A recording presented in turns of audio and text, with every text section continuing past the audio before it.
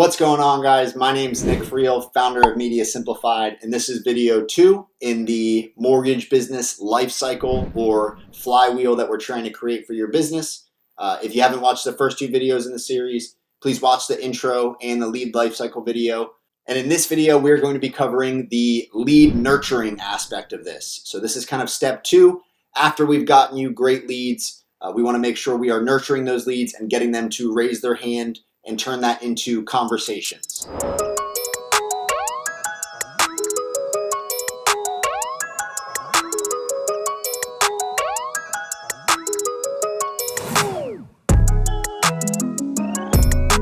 you're just catching up, my name is Nick Friel, founder of Media Simplified. We are a mortgage marketing partner that has been in the game for over a decade now. We are dedicated to helping mortgage professionals scale their business using online marketing, automation, and the strategies that we've put together over the last decade. And hopefully this video series helps you. So with that, after we have created you the best lead possible, we've gotten the lead into your universe, we want to make sure that it's not a full-time job for you trying to get a hold of people. So the best piece of advice that I can give you is to do this right and do it right the first time, and that is get a powerful CRM.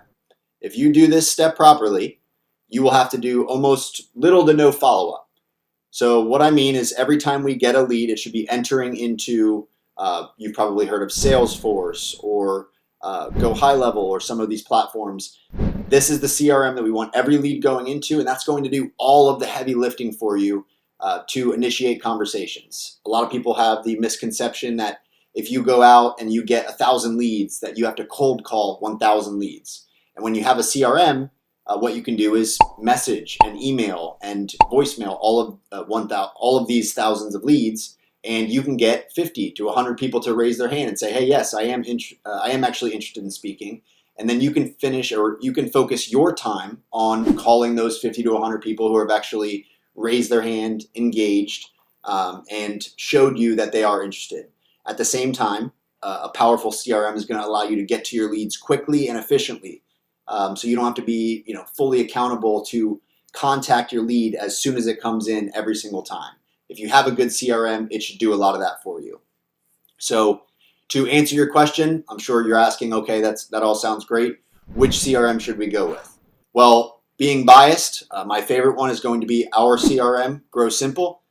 It is reserved for clients that work with us, but if you're looking to do this or build this out for yourself, I have some easy recommendations for you. So we do definitely recommend High Level. Now, to give you a little caveat, I do recommend going with someone who has built a white labeled High Level for mortgage brokers. The reason I say this, the reason I say you want to hire an expert who has done this specifically for mortgage professionals, is that 80% of users, we did a little bit of research on this actually, and up to 80% of users never get a fully working end-to-end snapshot live. And closer to 90% struggle to get something that's actually replicatable for their team. Okay, so you want someone who's not only going to build things out for you, but you also want someone that's going to maintain the account, make sure it's constantly getting updated, it's following all of the new regulations that come out, and it's going to be really important to have that person, because if you can have someone who can maintain your CRM for you, it's going to make your life so much easier. Now, some of the things to stay away from. High Level is a platform that's built to be white labeled. So if the person that you're working with is not offering you a white labeled High Level, it's a pretty easy sign that they're probably not worth their salt.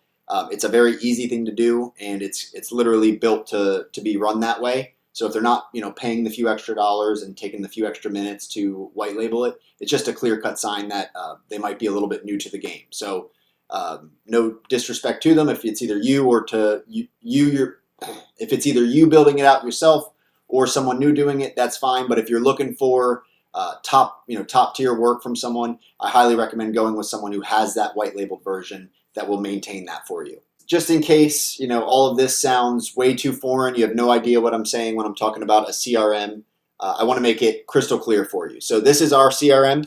And a good CRM should have everything in it. You should be able to contact people. You should be able to text, email, call. You should have all of your contacts in one place. And more importantly, you should kind of have a life cycle or a milestone step for each and every lead that comes into your orbit. So to show you what I mean, all of this stuff, looks great, but what really powers a CRM that works well is going to be the workflows. So when a new lead comes in, if it's an FHA lead, what happens? If it's a VA lead, what happens? If it's someone that came through your website and not your funnel, like all of these things have different complications, and this is where your workflows are going to be really important. So easy rule of thumb, if you are building this out yourself, you want to break your workflows into milestones. So all of our paid traffic for our clients is going to go into milestones that are broken down just like we're talking about now. So you have number one being new lead, right? So they've just come into the orbit, and I'll show you what these look like. This should also be kind of broken up by the sort of follow-up we're doing. So if it's an FHA or a VA or a refi, all of these leads should have different follow-up depending on which program they're coming through.